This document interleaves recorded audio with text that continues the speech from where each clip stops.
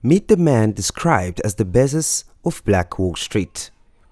If you have as much as received an ad from Amazon or made retail purchases online via subsidiary Amazon commercial platforms, you definitely have benefited from the entrepreneurial genius of Jeff Bezos, the fourth richest man on the planet with a net worth of $126 billion according to Forbes' recent richest men in the world ranking.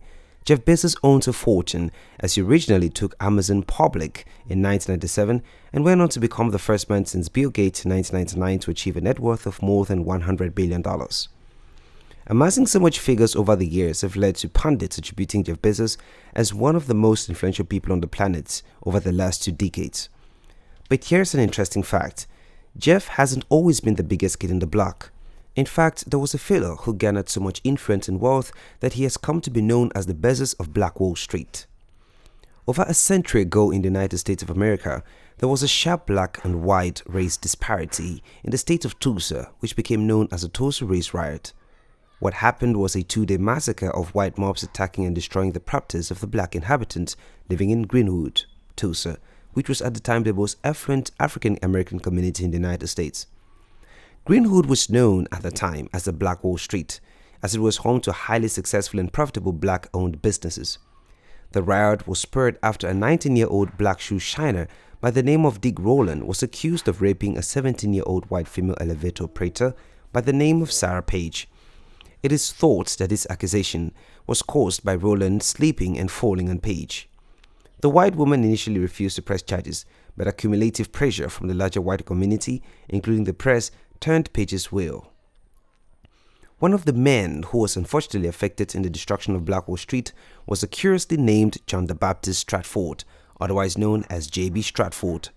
He has come to be called and known as the Bezos of Black Wall Street, owing to his depth of his wealth as well as the influence he held over businesses in Greenwood for over 100 years. Interestingly, J.B. Stratford, referred to as the Bezos of Black Wall Street, and the actual Jeff Bezos share the same nationality. But who is this guy and how come he hasn't been that famous? What time did he live in? Grab a quick cup of coffee and stay back, cause I want you to meet the man described as the Bezos of Black Wall Street. Let's have some history.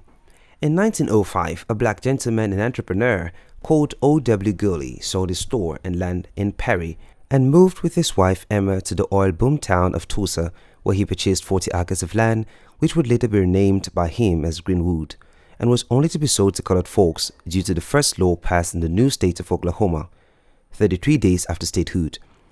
It set in place a Jim Crow system of legally enforced segregation and required blacks and whites to live in separate areas. However, Oklahoma was considered a significant economic and social opportunity by Gurley, politician Edward P. McCabe, and others, leading to the establishment of 50 all-black towns and settlements, among the highest of any state or territory. Gurley was born a free man and rose as well as any black man would in those days, having even served under President Grover Cleveland in the early 1900s. Among Gurley's first businesses was a rooming house which was located on a dusty trail near the railroad tracks, and this road was given the name Greenwood Avenue, named for a city in Mississippi. The area became very popular among black migrants fleeing the oppression in Mississippi. They would find refuge in Gurley's building, as the racial persecution from the South was non-existent on Greenwood Avenue. And in the contrary, Greenwood was later dubbed Black Wall Street as it became increasingly self-sustained and catered to upwardly mobile black people. Gurley also provided monetary loans to black people wanting to start their own businesses. In addition to his rooming house, Gurley also built 3-story buildings and 5 residences and bought an 80-acre farm in Rogers County. Gurley also founded what is today Vernon AME Church. He also helped build a black Masonic lodge and an employment agency. This implementation of colored segregation to the Greenwood boundaries of separation that still exist, which are Pine Street to the north, Archer Street and the Frisco Tracks to the south, Cincinnati Street on the west, and the Lansing Street on the east. Gurley formed an informal partnership with another black American entrepreneur, J.B. Stratford, who arrived in Tulsa in 1899, and together they worked on developing Greenwood District. In 1914, Gurley's net worth was reported to be $150,000, equivalent to about $3 million in 2018 dollars. He was made a sheriff's deputy by the city of Tulsa to police Greenwood's residents, which resulted in some viewing him with suspicion. His position amassed him both wealth and a position, just soon enough for the horrifying event of the Tulsa Massacre events. Who was J.B. Stratford? The man renowned as the Bezos of Black Wall Street, J.B. Stratford, was born in 1861 and during his tenure was a very successful black businessman and communist activist. John the Baptist, or J.B. Stratford as was called, was born in Versailles, KY, the son of Julius Caesar. His father was enslaved and his owner never gave him the last name, though his owner's daughter befriended him and taught him to read. In 1863, Julius Caesar read about the Emancipation Proclamation and petitioned his owner for freedom for himself and for his new family. He forged a fake travel permission slip, signing his owner's name, and escaped to Stratford, Ontario. Changing one letter, he adopted the surname of Stratford and worked to earn enough money to return to Kentucky so that he could secure the legal documents to declare his family free. His firstborn, John the Baptist Stratford, took the harsh lessons he had learned from his father to heart, determined to become rich and influential, and educated himself as well as becoming an advocate for himself and others. J.B. Stratford Education and Business Ventures. Stratford enrolled at Oberlin College in Ohio. There he met the woman who would become his wife, Augusta. The couple was the first black students to be admitted to and graduated from school. Stratford went on to acquire his law degree from Indiana University at the age of 38 and began practicing law in Indianapolis. He also launched his first hotel venture, investing in a hotel in Alexandria, Indiana in 1899. When the hotel went out of business a year later, Stratford began to look for other business opportunities and heard of the rapidly growing all-black towns that were beginning to thrive in Indian Territory. Upon his arrival in Greenwood, Stratford found a kindred spirit in O.W. Gurley, and that's where the two of them met. J.B. Stratford and Gurley worked together. The two men formed an informal business partnership by investing in land, building rental homes, and selling it to other black entrepreneurs. Over the next 18 years, Stratford amassed a sizable fortune.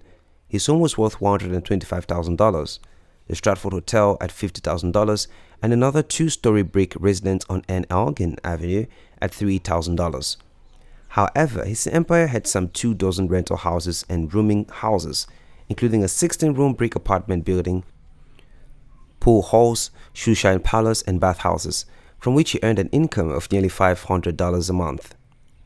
When the hotel opened on June 1, 1918, it was the largest black-owned and operated hotel in all of America. He envisioned this hotel as the pinnacle of his dreams, remarking, "The Stratford would be a monument to the thrift, energy, and business tact of the race in Tulsa and to the race in the state of Oklahoma." The Tulsa Crisis. On August 4, 1916, the city of Tulsa passed an ordinance stating that people of one race cannot reside on any block where 3/4 or more of the residents were of another race. 2 days later, Stratford led a protest with 600 black citizens in attendance. Stratford and his son Cornelius drafted a petition to the mayor of Tulsa, saying that the ordinance would cast a stigma upon the colored race in the eyes of the world, and to sap the spirit of hope for justice before the law from the race itself. The plea fell on deaf ears. The mayor's office upheld the ordinance. When the Oklahoma Supreme Court invalidated the ordinance a year later, the law remained on the books, housing segregation remained, and the law of the land in Tulsa until 1963. Stratford and Smitherman, both attorneys, would sometimes defend victims through legal means, and sometimes by gathering a group of armed black men to outnumber the lynch mob. In April of 1921, a black man named John McShane won a brawl against a white man. McShane was arrested, and there were rumors that he would be lynched. A group of black men fought to free McShane, and during the course of the fighting, a deputy sheriff was shot in the abdomen. The white community became outraged as a result. Stratford and Smitherman therefore became even more adamant about stopping lynching and holding the police accountable. Stratford had no confidence that the police would do anything to protect the 19-year-old from being lynched. Dedicated to stopping the lynching, Stratford gathered a meeting at the Tulsa Star's offices at the evening, repeating his oft-used statement about blood in the streets. His comments encouraged others to continue making trips to the courthouse throughout the night. An activist and die-hard humanitarian. When the armed white mob moved from the courthouse and began attacking Greenwood, Stratford retired to his hotel. Machine gun fires had shattered the windows of the hotel's second floor. yet he stayed to fight back throughout the night. By morning, the National Guard arrived to evacuate the neighborhood. They negotiated with Stratford and others at the hotel, telling them that the building would not be further damaged if they would just surrender and agree to be taken to Convention Hall. They subsequently agreed, though the National Guard confiscated $2,000 of Stratford's money, and the Stratford Hotel was burned to the ground. On June 6th, Stratford became the first person formally charged with inciting a riot. The penalty was life in prison or death. He stuffed $500 in cash in his pockets before climbing aboard the first train to Independence, Kansas. Shortly after arriving at his mother's house in Independence, local police, at the request of Tulsa's authorities, paid a visit to Stratford, asked if he would turn himself in, and he replied, "Hell no." Nonetheless, he was arrested and booked. Stratford was told to stay put and appear in court on June 10th. Instead, he and his son Cornelius Francis Stratford headed for Chicago, ignoring the police demands. Once there, he was able to successfully fight extradition to Tulsa. Desiring to recreate his businesses, he did construct a candy store, barbershop, and a small pool hall. The end, the loss, the victim.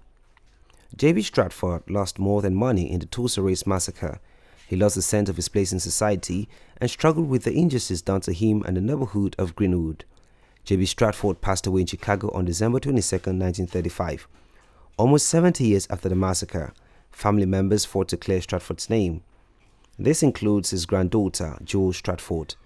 As the evidence about the massacre began to come to light, it was clear to La Fortune that Stratford was innocent of the charges against him, and the charges against him were dropped.